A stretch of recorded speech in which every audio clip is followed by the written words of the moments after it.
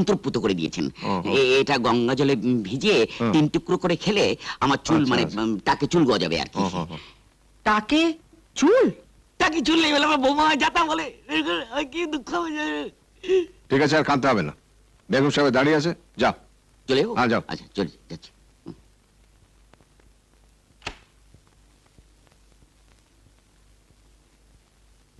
তাড়াতাড়ি খাবার বের করে পিসি, ভীষণ খিদে পেয়েছে।